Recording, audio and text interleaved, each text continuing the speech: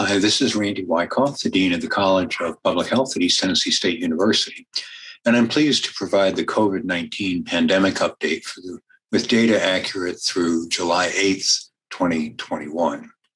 This week, I'm going to talk about the progress of the pandemic globally as we've met a major and unfortunate milestone. Then I'm going to answer a question that has come in, which is, should I get the vaccine if I've already had the disease? In terms of the pandemic globally, we have now passed 4 million deaths worldwide, a 1.4% increase in the past week. This is a major milestone, not just because it's 4 million deaths, but because it now puts COVID-19 in the top dozen pandemics in recorded history in terms of total deaths.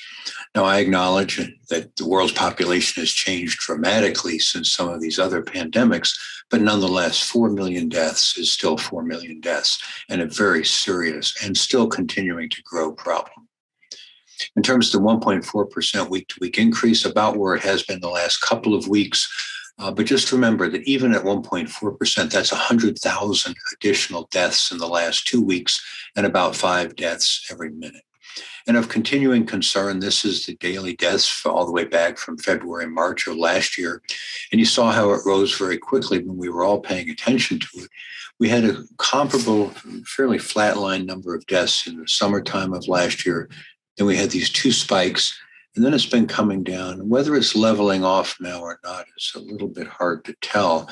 But just remember, even with the number of deaths that we're seeing right now, this is more than we saw during the spike of March and April of last year. So this is still a serious pandemic.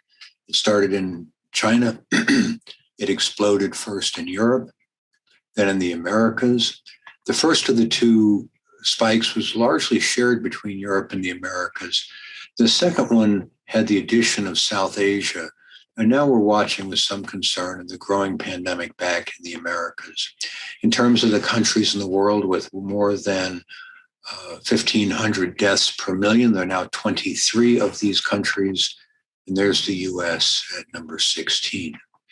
The U.S. has had 620,000 deaths and a 0.3% week-to-week increase. That 0.3% is very reassuring because it's now been several months with less than 1% growth.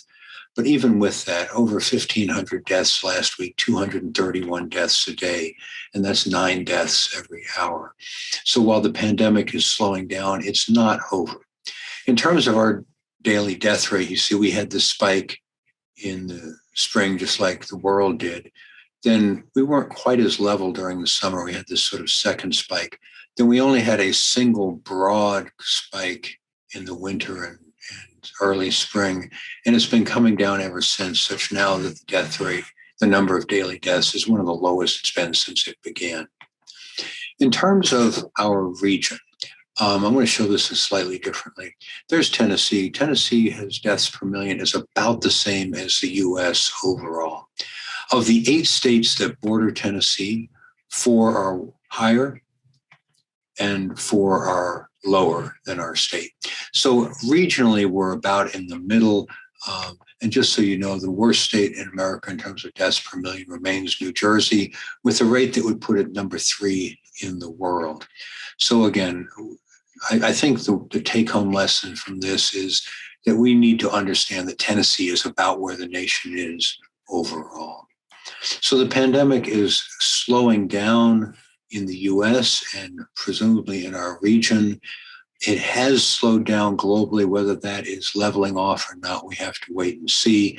Obviously, last week we talked about the Delta variant. We'll talk about that again in the future. But a question that has come in this week is, should I get the vaccine if I've already had the disease? And the simple answer to this, and one that I would give almost anyone, is if you're in doubt, ask your healthcare provider. Obviously, everyone is different. So your healthcare provider is the best person to give you specific advice. Generally speaking, the CDC says, yes, you should be vaccinated regardless of whether you have had COVID-19.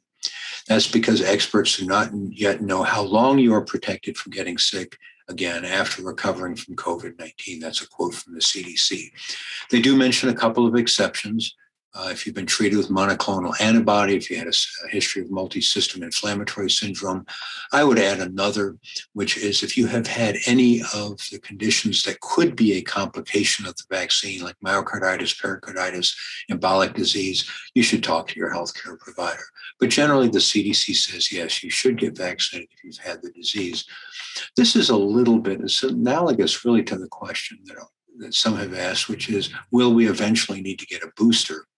And the reality is no one knows definitively. We don't know definitively how long immunity lasts, either from the vaccine or from natural disease, in part because we've only had the vaccine available since January of this year, and the disease is still less than 18 months old. So we don't know for sure how long immunity is going to last, either from the vaccine or from natural disease. We also don't know for sure whether the lab tests that we do for immunity will predict whether we are actually protected from future disease. And then, of course, the thing we don't know is whether any future or existing variant will require a booster or a new vaccine. The bottom line is that everyone should get vaccinated, with the exceptions we talked about, and follow future advice about whether we're going to need a booster or not. Everyone needs to get vaccinated. That is both true in Tennessee, it's true in the United States, it's true around the world. And as long as we've said before, as long as the virus is transmitting between people in other countries, there is not just a chance, there is the inevitability that there will be new variants that may be more transmissible or more lethal. So again, the time is now to get folks vaccinated. A few weeks ago, I gave some advice on how to talk to your loved ones if they're hesitant to get vaccinated. If you need access to that, please let me know. There's a great deal more information about COVID-19 on the College of Public Health website. If you know anyone who'd like to be added to our mailing list, please let Jan Stork know. Thanks as always to Dara Young for editing, producing, and posting this video. And I always look forward to your questions. I do my very best to answer them either by return email or by incorporating them into next week's presentation. Until next week, please be well. Thank you very much.